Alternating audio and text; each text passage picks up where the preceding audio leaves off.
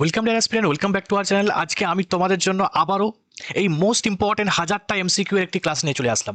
দেখো, এর আগে আমি কিন্তু 3টা ক্লাস করিয়ে দিয়েছি। যারা এখনো পর্যন্ত 3টা ক্লাস দেখোনি, প্লেলিস্টে গিয়ে অবশ্যই কিন্তু 3টা ক্লাস দেখে নাও। আজকে কিন্তু ক্লাস 4 হবে।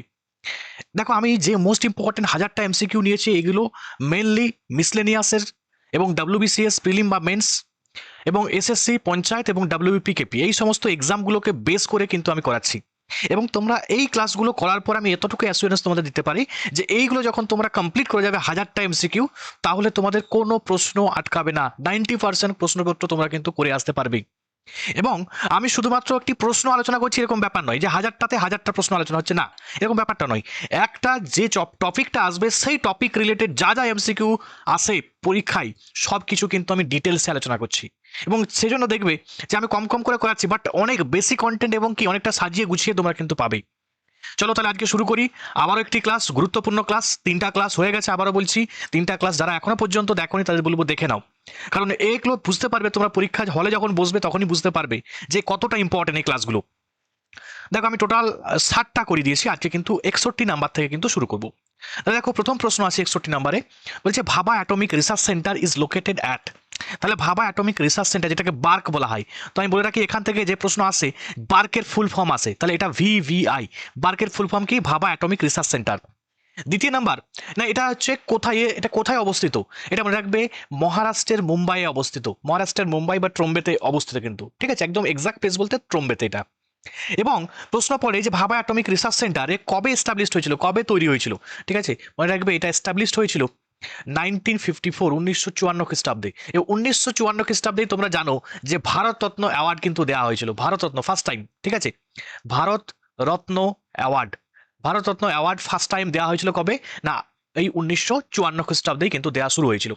আচ্ছা, তোমরা অবশ্যই কমেন্টে জানিও যে এই ফার্স্ট যে ভারতরত্ন অ্যাওয়ার্ড দেওয়া হয়েছিল, কাদেরকে ভারতরত্ন ফার্স্ট অ্যাওয়ার্ড দেওয়া হয়েছিল, তোমরা কিন্তু অবশ্যই কমেন্টে জানিও।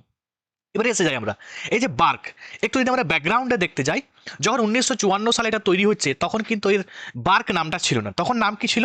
না, তখন এর নাম ছিল অ্যাটমিক এনার্জি এস্টাবলিশমেন্ট ট্রম্বে।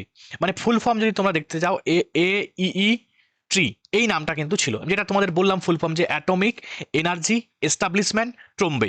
ঠিক আছে, অ্যাকচুয়াল এটা বোম্বের অ্যাকচুয়াল ট্রম্বেতে, এক্সাক্ট প্লেস যদি বলা হয় সেটা কিন্তু ট্রম্বে, এই ট্রম্বেতে কিন্তু অবস্থিত, Trombay.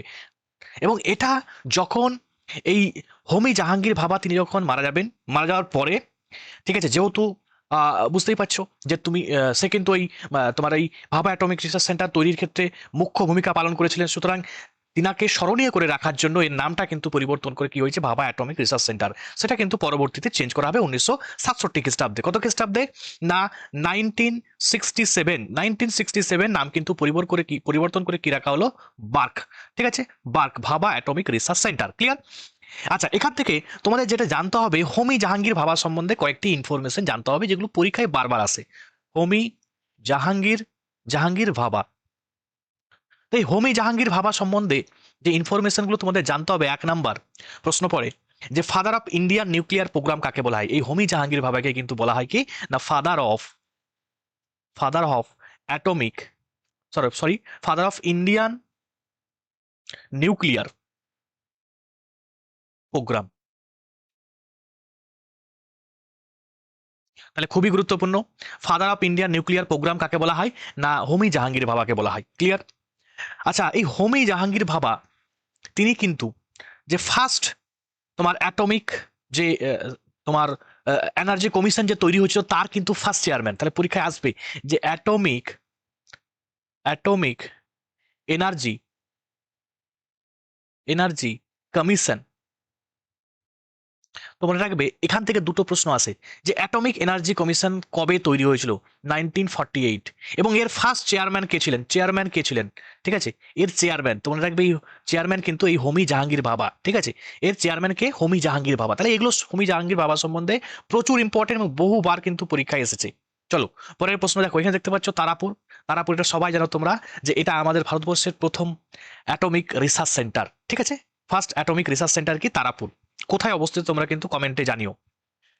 Which of the following is A scalar quantity? তাহলে এর মধ্যে কোনটা স্কেলার রাশি, কোনটি ভেক্টর রাশি, এগুলো কিন্তু পরীক্ষা আসে। তো স্কেলার কোয়ান্টিটি সেগুলোকেই বলা হয় যাদের শুধুমাত্র কি আছে? মান আছে। ঠিক আছে, তাদেরকে আমরা স্কেলার রাশি বলবো।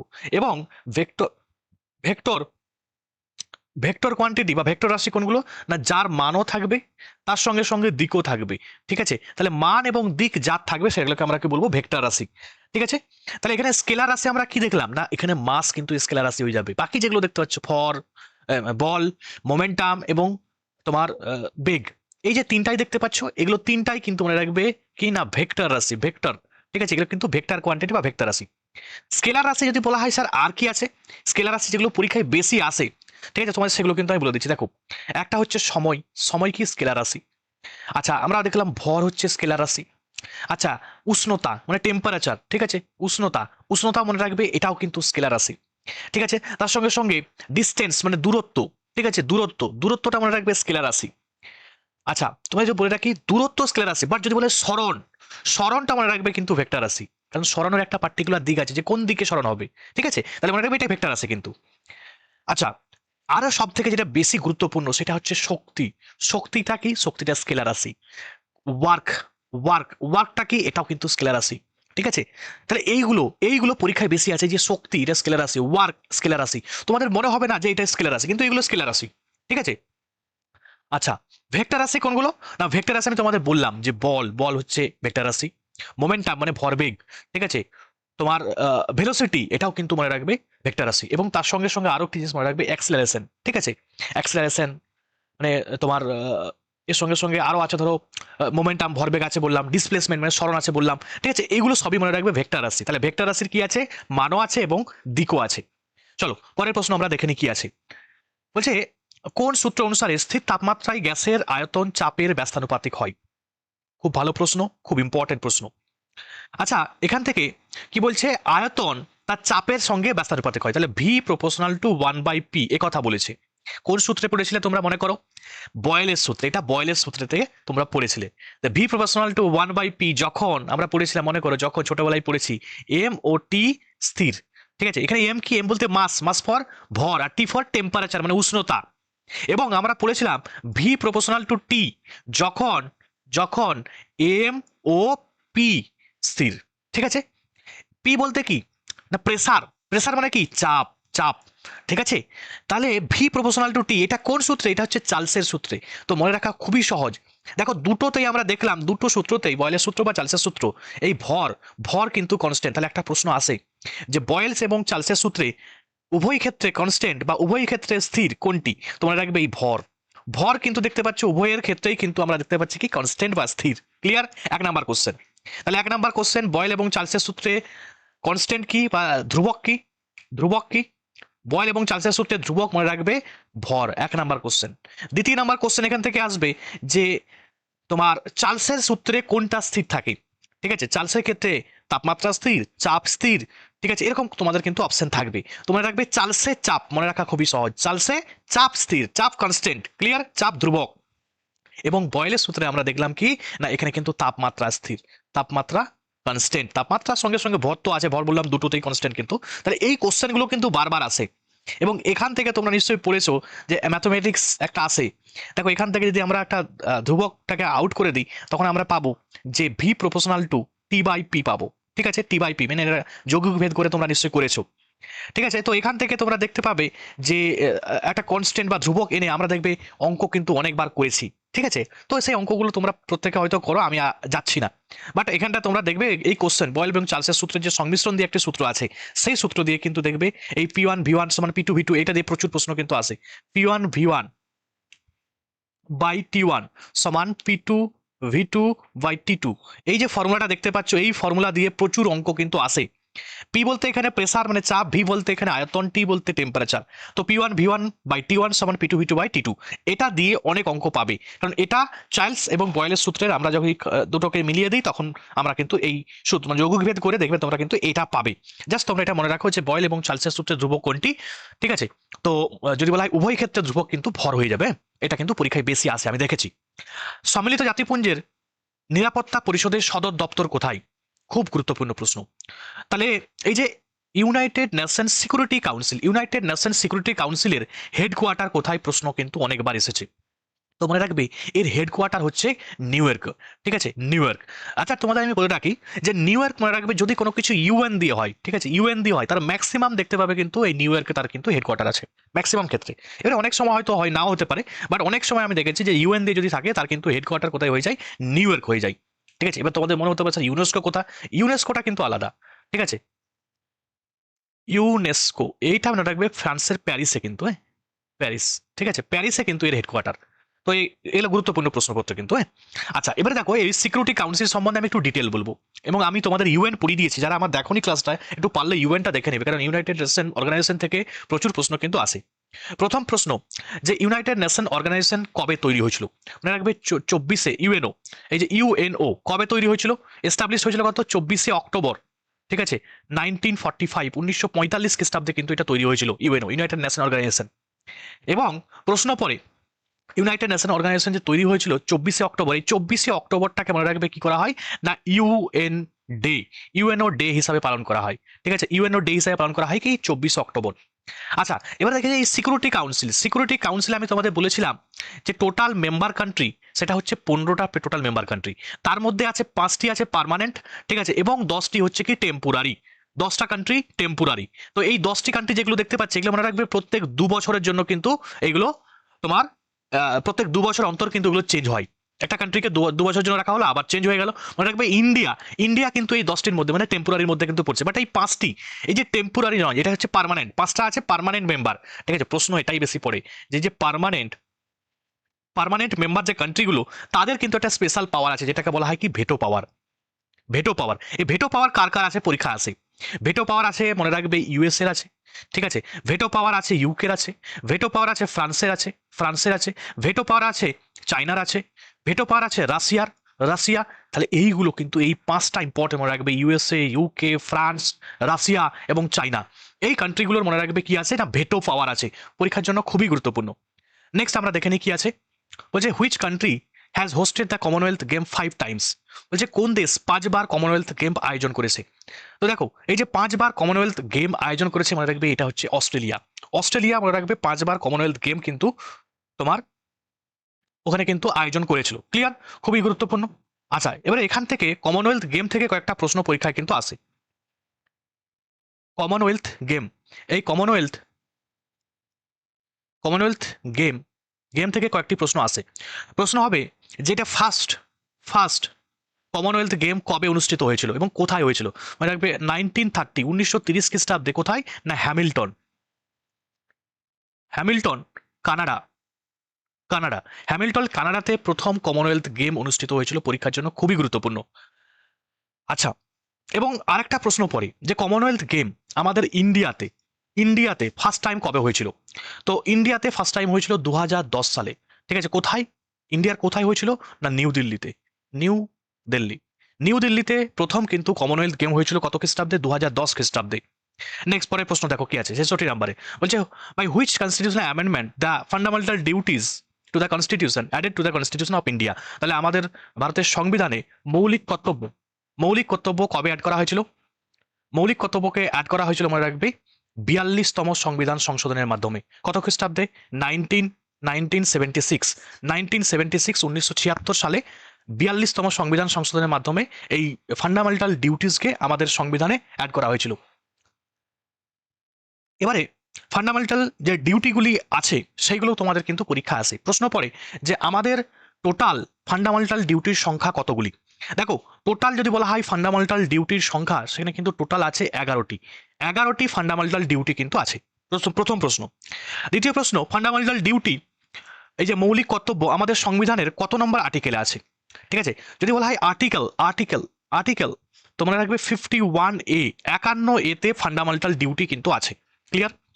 আচ্ছা প্রশ্ন হবে যে ফান্ডামেন্টাল ডিউটি যখন আমাদের সংবিধান গ্রহণ করা হয়েছিল তখন কি এটা ফান্ডামেন্টাল ডিউটি ছিল আমাদের সংবিধানের? না, এটা তখন কিন্তু ছিল না। এটা কবে অ্যাড করা হলো? আমরা দেখলাম 1976 সালে কিন্তু অ্যাড হয়েছে 42তম সংবিধান সংশোধনের মাধ্যমে। যখন 1976 সালে অ্যাড করা হয় তখন কিন্তু 11টা ফান্ডামেন্টাল ডিউটি কিন্তু ছিল না। তখন কতগুলো অ্যাড করা হয়েছিল না 10টি অ্যাড করা হয়েছিল। এবং প্রশ্ন পড়ে যে ফান্ডামেন্টাল ডিউটি অ্যাড করা হলো কোন কমিটির সুপারিশে? মনে রাখবে শরণ সিং, শরণ সিং, কমিটি সুপারিশে শরণ সিং মনে রাখবে এরা কিন্তু আটটি আটটি ফান্ডামেন্টাল ডিউটিকে কিন্তু অ্যাড করার জন্য রেকমেন্ডেশন দিয়েছিল। বাট এই শরণ সিং কমিটি, এটা বলে রাখি কমিটি, কিন্তু অ্যাড করা যখন হয়েছিল 1974 খ্রিস্টাব্দে তখন কিন্তু 10টি অ্যাড করা হয়েছিল। ক্লিয়ার? আর পরবর্তীতে 2002 সালে, ঠিক আছে, 2002 সালে 86তম অ্যামেন্ডমেন্টের মাধ্যমে আরও একটি অ্যাড করা হবে, +1 করা হবে, দিয়ে বর্তমানে কিন্তু 11টি ফান্ডামেন্টাল ডিউটি আছে। দেখো ফান্ডামেন্টাল ডিউটি থেকে আমি একটু সাজিয়ে গুছিয়ে বলে দিই কি কি প্রশ্ন আসে। ফান্ডামেন্টাল ডিউটি বর্তমানে কতগুলি? ঠিক আছে, এটি হচ্ছে বর্তমানে বর্তমানে বর্তমানে 11টি। যখন আমাদের সংবিধান গ্রহণ হয়েছিল, ঠিক আছে, বা আমাদের সংবিধান যখন কার্যকর হয়েছিল 1950 সালে, তখন ফান্ডামেন্টাল ডিউটি কত ছিল? তখন মনে রাখবে জিরো, জিরো, একটাও কিন্তু ছিল না। ঠিক আছে, তখন কিন্তু ফান্ডামেন্টাল ডিউটি ছিল না। কবে অ্যাড করা হলো? না, একটা শরণ সিং বলে কমিটি, এই কমিটি রেকমেন্ডেশন দিবে যে 8টা ফান্ডামেন্টাল ডিউটি অ্যাড করা হোক। কিন্তু অ্যাকচুয়াল কি হয়েছিল? না, 1976 সালে 10টা ফান্ডামেন্টাল ডিউটিকে অ্যাড করা হলো। ক্লিয়ার? ফান্ডামেন্টাল ডিউটি তাহলে প্রথম অ্যাড হচ্ছে আমাদের ভারতের সংবিধানে 1976 খ্রিস্টাব্দে 10টি। পরবর্তীতে 2002 সালে এই যে 6 থেকে 14 বছর পর্যন্ত শিশুদের একটা 6 থেকে 14 বছর পর্যন্ত শিশুদের শিক্ষা দেওয়া তার বাবা মার কর্তব্য, তাই তো? এটি একটা অ্যাড হবে, 11তম হয়ে যাবে এটা ফান্ডামেন্টাল ডিউটি, যেটা 2002 সালে 86তম অ্যামেন্ডমেন্টের মাধ্যমে অ্যাড করা হয়েছিল। এবং আমরা দেখলাম যে ফান্ডামেন্টাল ডিউটি 51A 51A কিন্তু আমাদের ভারতের সংবিধানে কিন্তু আছে। তাহলে এগুলো খুবই গুরুত্বপূর্ণ প্রশ্নপত্র, তোমরা কিন্তু অবশ্যই দেখে নিও। আচ্ছা, which of the following is not a part of the circulatory system? তাহলে সংবহনতন্ত্রের অংশ নয় কোনটি? দেখো সংবহনতন্ত্র মানে কি? যেগুলোর মধ্য দিয়ে রক্ত যাতায়াত করে, তাই তো? তাহলে রক্ত আমরা দেখেছি, তাহলে ব্লাড, এগুলো কি সংবহনতন্ত্রেরই তো একটা অংশ, তাই তো? তাহলে ব্লাডটা সংবহনতন্ত্রে, ব্লাডই তো যাতায়াত করছে, তাহলে ব্লাড তো অবশ্যই হবে। হার্টের মধ্যেই বুঝতে পারছো সমস্ত হার্ট পাম্প করছে আমাদের আমাদের ধরো এই যে তোমার রক্ত, বিশুদ্ধ রক্ত বা শুদ্ধ রক্তকে যে পাম্প করে পাঠিয়ে দিচ্ছে আমাদের বডির মধ্যে যে শুদ্ধ রক্তগুলো পাঠিয়ে দিচ্ছে এবং বিশুদ্ধ রক্তগুলো বডি থেকে ওখানে নিয়ে আসছে হার্টের মধ্যে, তারপরে ফুসফুস এটাকে সেখানে অক্সিজেন যুক্ত করছে। যে এই যে মেকানিজমগুলো কাজ করছে কোথায়? হার্টেই হচ্ছে। এবং হার্টের আবরণীর নাম তোমরা কমেন্টে জানাও, ঠিক আছে? হার্টের আবরণী এর নাম কিন্তু অবশ্যই তোমরা কমেন্টে জানাও, প্রচুর পরীক্ষা কিন্তু আসে। দেখো শিরা ধমনী, এগুলো মনে রাখবে সার্কুলেটরি সিস্টেমেরই কিন্তু অংশ। বাট এই যে বৃহদন্ত, ঠিক আছে, ক্ষুদ্রান্ত, বৃহদন্ত্র, মুখগহ্বর, এগুলো কিন্তু সার্কুলেটরি সিস্টেম নয়। এগুলো কিসের? না, এটা পৌষ্টিক তন্ত্র, ঠিক আছে, digestive system, digestive system system তার মনে রাখবে অন্তরে আছে, অন্তর্গত হচ্ছে কোনগুলি? এই লার্জ ইন্টেস্টাইন, শুধুমাত্র লার্জ ইন্টেস্টাইন না, তার মানে মুখ থেকে একদম মুখ আছে, মুখগহ্বর, গলবিল, গ্রাসনালী, ক্ষুদ্রান্ত, বৃহদন্ত, একদম রেকটাম, অ্যানাস পর্যন্ত আমরা দেখলাম যে ডাইজেস্টিভ সিস্টেম। ক্লিয়ার? পরেরটা আমরা দেখে যাই।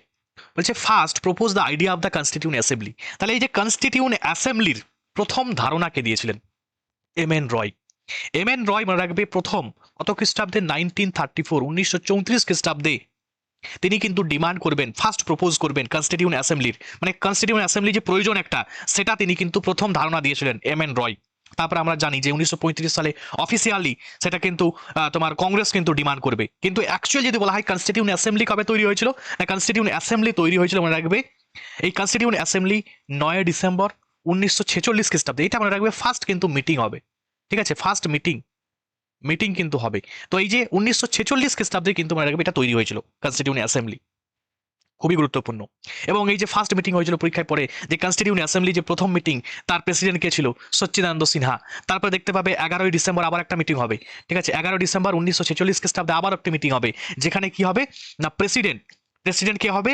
না ডক্টর রাজেন্দ্র প্রসাদ। ঠিক আছে, পরীক্ষায় কিন্তু প্রচুর আসে, তিনি কিন্তু পার্মানেন্ট পার্মানেন্ট কি হবে না প্রেসিডেন্ট হবে, কে বললাম? না ডক্টর রাজেন্দ্র প্রসাদ। এই দেখতে পাচ্ছ ডক্টর রাজেন্দ্র প্রসাদ, তিনি কিন্তু পার্মানেন্ট প্রেসিডেন্ট হবে 1946 খ্রিস্টাব্দের 11ই ডিসেম্বর। এবং আমরা দেখব যে 13ই ডিসেম্বর 1946 খ্রিস্টাব্দে জওহরলাল নেহরু তিনি কিন্তু অবজেক্টিভ রেজলিউশন কিন্তু ইন্ট্রোডিউস করবে, এবং এই অবজেক্টিভ রেজলিউশনকে অ্যাডপ্ট করা হবে 22শে জানুয়ারি 1947 খ্রিস্টাব্দে। এই যে ডেটগুলো আমি বলছি, একটাও কিন্তু মনে রাখবে, বাদ দেবে না, এগুলো পরীক্ষায় কিন্তু ধরে ধরে আসে এবং প্রশ্ন পড়ে। এই কনস্টিটিউন্ট অ্যাসেম্বলির সব থেকে লাস্ট মিটিং কবে হয়েছে? মানে কি বলবো, একদম লাস্ট মিটিং কবে হয়েছিল? লাস্ট মিটিং পরীক্ষায় তোমরা, এটা কিন্তু প্রচুর পরীক্ষা কিন্তু এসেছে, তোমরা কিন্তু কমেন্টে জানাও যে কনস্টিটিউন্ট অ্যাসেম্বলির শেষ মিটিং কবে হয়েছে, অবশ্যই কিন্তু কমেন্টে জানিও। আচ্ছা, দেখতে পাচ্ছ বিএন রাও মনে রাখবে ইনি কিন্তু কনস্টিটিউশনাল অ্যাডভাইজার, ঠিক আছে, পরীক্ষায় পড়ে যে কনস্টিটিউশনাল অ্যাডভাইজার, অ্যাডভাইজার। এবার তোমরা বলো অ্যাডভাইজার কারা হবে? যাদের কনস্টিটিউশন সম্বন্ধে প্রচুর ধারণা আছে, প্রচুর জ্ঞান আছে, প্রচুর জ্ঞানী ব্যক্তি যারা, তাহলে বিএন রাও নিশ্চয়ই জ্ঞানী ব্যক্তি ছিলেন। এবং ডক্টর বি আর আম্বেদকর, এটা তো বলার প্রয়োজন নেই, ঠিক আছে, প্রচুর ফেমাস, তিনি ড্রাফটিং কমিটির চেয়ারম্যান ছিলেন, ঠিক আছে, পরীক্ষার জন্য প্রচুরবার কিন্তু আসে কনস্টিটিউশন। এই যে এক কথায় বলা হয় ভারতের সংবিধানকে রচনা করেছিলেন না ডক্টর বি আর আম্বেদকর, ঠিক আছে, তাই ওকে কি বলা হয় ফাদার অফ ইন্ডিয়ান কনস্টিটিউশনের জনক, ঠিক আছে, বা ভারতের সংবিধানের জনক কাকে বলা হয় না এই ডক্টর বি আর আম্বেদকরকে বলা হয়। এগুলো কিন্তু পরীক্ষায় আসে। বলছে which disease is associated with Apple. তো একটু টাফ কোশ্চেন, মনে রাখবে যে ফায়ার ব্লাইট, ঠিক আছে, এনটিপিসিতে আসা প্রশ্ন এটা, তো মনে রাখতে হবে তোমাদের। Which of the following project is located in Uttarakhand. খুব ভালো প্রশ্ন। উত্তরাখণ্ডে কোন প্রজেক্টটি এখানের মধ্যে আছে? কি কি আছে না তেহরি, তেহরি ড্যামটা কোথায়? তেহরি ড্যামটাই মনে রাখবে, এটা কিন্তু উত্তরাখণ্ডে আছে, ঠিক আছে, এটাই কিন্তু উত্তরাখণ্ডে অবস্থিত। তেহরি ড্যাম কোন নদীর উপরে আছে না ভাগীরথী, ভাগীরথী নদীর উপরে। তেহরি ড্যাম থেকে কি কি পরীক্ষা আসে? পরীক্ষায় আসে যে আমাদের ভারতবর্ষের সবচেয়ে উচ্চতম উচ্চতম ড্যাম বা বাঁধ কোনটি, সেটি হচ্ছে এটাই, উচ্চতম বাঁধ হচ্ছে এই তেহরি ড্যাম। প্রশ্ন পড়ে এই যে তেহরি ড্যামের হাইটটা কত, হাইট ডাব্লিউবিসিএস এর মেন্সের দিকে আসতে পারে, তো মনে রাখবে এর উচ্চতা, উচ্চতা কিন্তু পরীক্ষা আসে পারে, হাইটটা কত 260.5 মিটার, পরীক্ষার জন্য খুবই গুরুত্বপূর্ণ 260.5 মিটার, মনে রাখবে এই তেহরি ড্যামের কিন্তু উচ্চতা বা হাইট। সারাবতী, সারাবতী প্রকল্প, এটা মনে রাখবে সারাবতী নদীর উপরে আছে, কোথায় আছে? কর্ণাটকে অবস্থিত, কর্ণাটক। কয়না, ঠিক আছে, কয়না ড্যাম মনে রাখবে এটি কিন্তু কয়না নদীর উপরে আছে, এটা কোথায় আছে? মহারাষ্ট্রে অবস্থিত, মহারাষ্ট্র, মহারাষ্ট্র। চামেরা, চামিরা ড্যাম, তাই তো, বা Chameera hydro electric project, Chameera hydro electric project মনে রাখবে হিমাচল প্রদেশে অবস্থিত, ঠিক আছে, অ্যাপেল স্টেট অফ ইন্ডিয়া, ভারতবর্ষের অ্যাপেল স্টেট কাকে বলা হয়? হিমাচল প্রদেশকে বলা হয়, হিমাচল প্রদেশে কিন্তু মনে রাখবে চামিরা ড্যাম অবস্থিত। আচ্ছা তোমরা একটা জিনিস কমেন্টে জানাবে তো, আমাদের ভারতবর্ষে সবচেয়ে বেশি অ্যাপেল কোথায় উৎপন্ন হয়? এই যে ভারতবর্ষের সব থেকে হাইয়েস্ট বা ম্যাক্সিমাম, ম্যাক্সিমাম অ্যাপেল, অ্যাপেল কোথায় হয়, কোথায় হয়, ঠিক আছে, জাস্ট তোমাদের আমি বলে রাখছি, 1 নাম্বার 2 নাম্বার দুটো অপশন দিয়ে রাখছি, তোমরা কিন্তু কমেন্টে জানাবে হিমাচল প্রদেশ এবং হচ্ছে জম্মু অ্যান্ড কাশ্মীর। তোমরা অবশ্যই কমেন্টে জানাও যে সব থেকে বেশি কোথায় উৎপন্ন হয় অ্যাপেল, হিমাচল প্রদেশ না জম্মু অ্যান্ড কাশ্মীর, অবশ্যই কিন্তু কমেন্টে জানিও। পরের প্রশ্ন দেখে নি কি আছে। Who made the first attempt to establish national income of India. তাহলে আমাদের ভারতবর্ষের প্রথম কে জাতীয় আয় মানে তিনি গণনা করেছিলেন, মনে রাখবে ডক্টর তোমার দাদাভাই নৌরোজি, দাদাভাই নৌরোজি, মনে রাখবে তার একটা বিখ্যাত বই বই আছে যে poverty and unbritish rule in India, এটা পরীক্ষায় প্রচুর আসে, যে poverty and unbritish rule,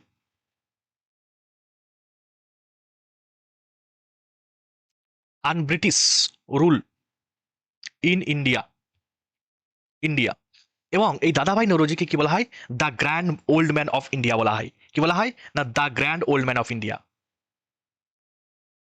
the grand old man of India. এবং এই তোমার এই দাদাভাই নৌরোজি তিনি কিন্তু এই সম্পদের বহির্গমন, ঠিক আছে, সম্পদের বহির্গমন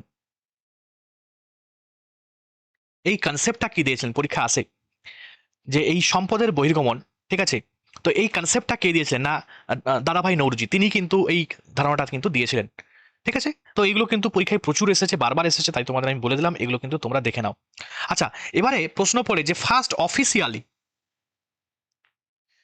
ঠিক আছে, ফার্স্ট অফিসিয়ালি মানে ফার্স্ট অফিসিয়ালি নয়, এটা আসবে তোমাদের প্রথম সায়েন্টিস্ট, কোন সায়েন্টিস্ট প্রথম এই প্রথম সায়েন্টিস্ট, প্রথম সায়েন্টিস্ট যে ন্যাশনাল ইনকামের এস্টিমেশন দিয়েছিলেন বা ধারণা দিয়েছিলেন, ঠিক আছে। তোমরা রাখবে যদি বলা হয় প্রথম সায়েন্টিস্ট, তখন কিন্তু মনে রাখবে ভিকে আরভি রাও, ভিকে আরভি রাও তিনি কিন্তু প্রথম বিজ্ঞানী যিনি সায়েন্টিফিক ভাবে প্রথম সায়েন্টিস্ট যিনি এই ন্যাশনাল ইনকামের মানে ইনকামের এস্টিমেশন বা তিনি কিন্তু ন্যাশনাল ইনকামের যে প্রশ্ন দুটো আছে, একটা হচ্ছে প্রথম কে দিয়েছিল, প্রথম হচ্ছে দাদাভাই নৌরোজি, কত খ্রিস্টাব্দে, এটা অনেক আগে, ঠিক আছে, 1967 সালে, ঠিক আছে, সরি 1900 নয়, এটা 1867 সালে, 1867 সালে তিনি কিন্তু প্রথম এস্টিমেশন দিয়েছিলেন।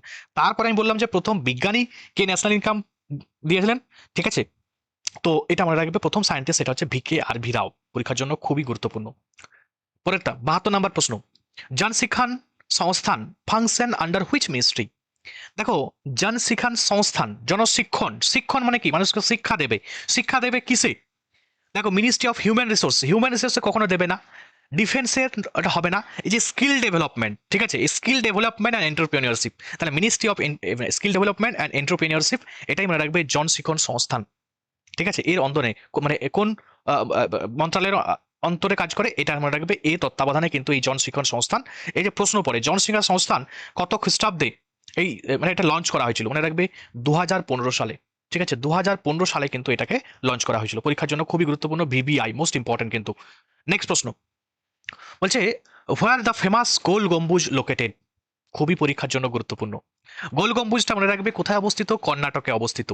গোল গম্বুজ, দিল গোল, দিল গোল, মানে এখান থেকে আমরা জানতে পারবো যে এর মানে কে তৈরি করেছিল, এস্টাবলিশড কে করেছিল, এস্টাবলিশড কে করেছিল।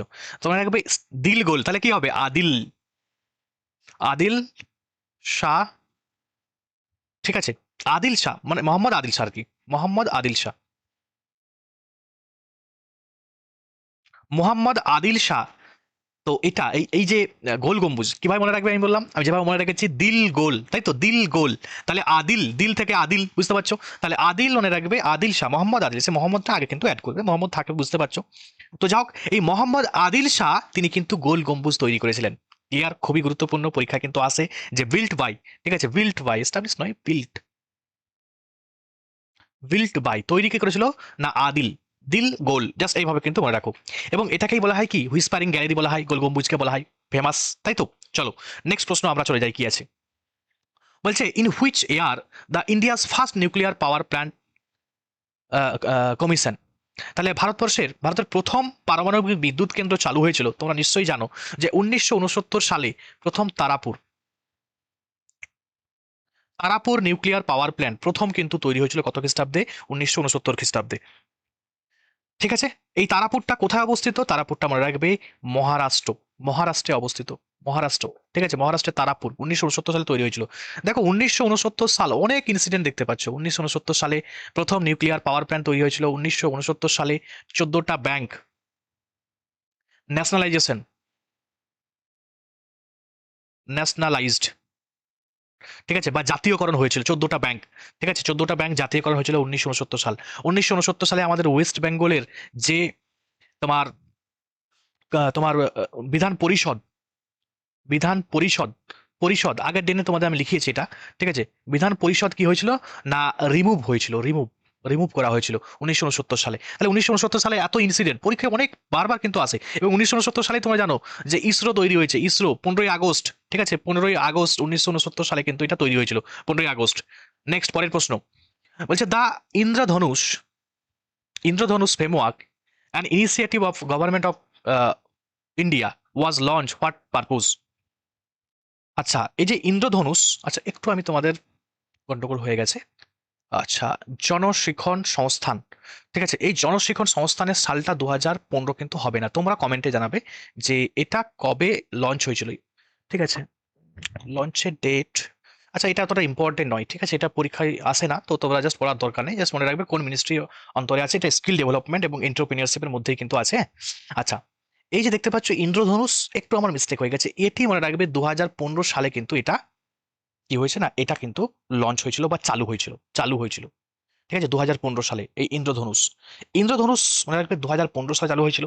ইন্দ্রধনুষ এটা কি, না এটা যত পাবলিক সেক্টরের যে ব্যাংকগুলো আছে তাদেরকে রিফর্ম করা, তাদেরকে রিভ্যাম্প করা। ঠিক আছে, এটাই কিন্তু তার উদ্দেশ্য ছিল। তাহলে তার উদ্দেশ্য কি বললাম, যে সরকারি যে ব্যাংকগুলি আছে, ঠিক আছে, সেই সরকারি ব্যাংকগুলির কি করা, রিফর্ম করা বা রিভ্যাম্প করা, রিফর্ম বা রিভ্যাম্প খুবই গুরুত্বপূর্ণ ইন্দ্রধনুষ। আচ্ছা, which of the following is a tiger reserve. তো এদের মধ্যে কোনটা একটি টাইগার রিজার্ভ, তোমরা রাখবে টাইগার রিজার্ভ হচ্ছে option C, Jim Corbett National Park, যেটি তোমার একটি ন্যাশনাল পার্কও আছে। এবং এখানে মনে রাখবে এটাই কিন্তু হচ্ছে তোমার আহ, তোমার টাইগার রিজার্ভ এবং ন্যাশনাল পার্ক দুটোই কিন্তু। এবং এখান থেকে এই জিম করবেট ন্যাশনাল পার্ক থেকে প্রচুর প্রশ্ন কিন্তু পরীক্ষায় এসেছে। 1 নম্বর প্রশ্ন, আমাদের ভারতবর্ষের প্রথম ফার্স্ট, ফার্স্ট ন্যাশনাল পার্ক কি, মনে রাখবে এই Hailey National Park, Hailey National Park, যেটি পরবর্তীতে নাম হয়ে কি হয়েছে, না Jim Corbett National Park. But but এটা এখনো কিন্তু এর নাম কিন্তু আর জিম করবেট ন্যাশনাল পার্ক নেই। দেখো প্রথমে ছিল হেইলি ন্যাশনাল পার্ক। ঠিক আছে, এটা কোথায় অবস্থিত, এটা আছে উত্তরাখণ্ডে অবস্থিত। ঠিক আছে, উত্তরাখণ্ড, হ্যাঁ ইউকে বলতে উত্তরাখণ্ডে অবস্থিত, হ্যাঁ সেটা লিখলাম আমি। উত্তরাখণ্ডে অবস্থিত জিম করবেট ন্যাশনাল পার্ক, যেটা তৈরি হয়েছিল 1936 সালে, যেটা নাম চেঞ্জ হয়ে কি হবে, না জিম করবেট, করবেট বা কখনো কখনো করবেট ন্যাশনাল পার্কও কিন্তু হয়। এরপরে আবার নাম কিন্তু এর পরিবর্তন হয়েছে, বর্তমানে এটা নাম হয়েছে রামগঙ্গা, রামগঙ্গা ন্যাশনাল পার্ক, কারণ আবারও কিন্তু নাম পরিবর্তন হয়েছে, Ramganga national park, Ramganga national park, Ramganga national park. তাহলে খুবই গুরুত্বপূর্ণ, আবারও বলি শুনে নমন দিয়ে। আচ্ছা, প্রথম প্রশ্ন আসবে gym Corbett National park. Gym Corbett National park, এটা প্রশ্ন, এটা শুধুমাত্র ন্যাশনাল পার্ক নয়, এটা কিন্তু টাইগার রিজার্ভও। এবং প্রশ্ন আসবে আমাদের ভারতবর্ষের প্রথম ন্যাশনাল পার্ক কি, হেইলি ন্যাশনাল পার্ক, যেটা পরবর্তীতে নাম পরিবর্তন হয়ে জিম করবেট, যেটা আবার নাম পরিবর্তন হয়ে, যেহেতু রামগঙ্গা রিভারের উপর দিয়ে বয়ে গেছে তাই এটাকে বলা হয় রামগঙ্গা ন্যাশনাল পার্ক। ঠিক আছে, 1936 সালে কিন্তু তৈরি হয়েছিল। The dargah of Sheikh Nizamuddin Chishti, an important saint of the Chishti silsila is located. তাহলে নিজামুদ্দিন আউলিয়ার দরগা কোথায় আছে? নিজামুদ্দিন আউলিয়ার দরগা আছে, মনে রাখবে, আজমিরে। তোমাদের অনেকের ডাউট বা কনফিউশন থাকতে পারে যে আজমির মানে দিল্লি, না, আজমিরটা মনে রাখবে এটা কিন্তু রাজস্থানে অবস্থিত। রাজস্থান, যদিও যারাই আজমিরে ঘুরতে গেছো প্রত্যেকে হয়তো দেখবে দিল্লিতে ঘুরতে গেছো, কারণ দিল্লি আজমির একদম খুব কাছাকাছি আর কি, বাট এই আজমিরটা মনে রাখবে এটা কিন্তু রাজস্থানে অবস্থিত, এটা কিন্তু দিল্লিতে অবস্থিত নয়। পরীক্ষায় প্রচুর কিন্তু, বহুবার কিন্তু পরীক্ষায় এসেছে। আচ্ছা, বলছে which of the following not a web browser, তাহলে ওয়েব ব্রাউজার নয় কোনটা? তো মনে রাখবে এখানে ওয়েব ব্রাউজার নয়, সেটি হচ্ছে এই গুগল। গুগল কিন্তু ওয়েব ব্রাউজার নয়। ঠিক আছে, গুগল মনে রাখবে এটা একটা হচ্ছে সার্চ ইঞ্জিন। ঠিক আছে, এটা কি একটা সার্চ ইঞ্জিন, এটা কিন্তু, এটা একটা সার্চ ইঞ্জিন। ইঞ্জিন, তাহলে এটা একটা সার্চ ইঞ্জিন, এটা কিন্তু কোনো রকম কোনো ওয়েব ব্রাউজার কিন্তু নয়।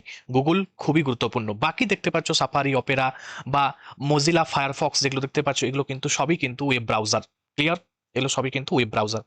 আচ্ছা, প্রশ্ন পড়ে গুগল এর ফাউন্ডারকে, ফাউন্ডারকে, ঠিক আছে, ল্যারি পেজ এবং সার্গে ব্রিন। ঠিক আছে, এই দুজন পরীক্ষার জন্য খুবই গুরুত্বপূর্ণ। তোমরা, আমি নামটা বলে দিলাম, তোমরা কিন্তু কমেন্টে লিখবে এটা। ঠিক আছে, কমেন্টে মাস্ট লিখবে এর ফাউন্ডারকে, গুগলের।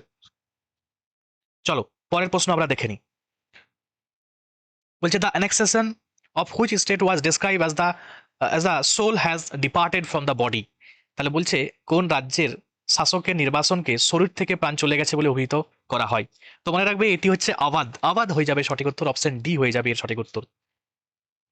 আচ্ছা, এই আওয়াধকে তোমরা নিশ্চয় জানো, আমাদের যখন লর্ড ডালহৌসি যখন গভর্নর জেনারেল ছিলেন, তিনি কিন্তু ছলে বলে কৌশলে বিভিন্ন রকম ভাবে, ঠিক আছে, লর্ড ডালহৌসি, ডালহৌসি হৌসি তিনি কিন্তু আমাদের ভারতবর্ষের বিভিন্ন প্রভিন্সকে তিনি কিন্তু দখল করছিলেন।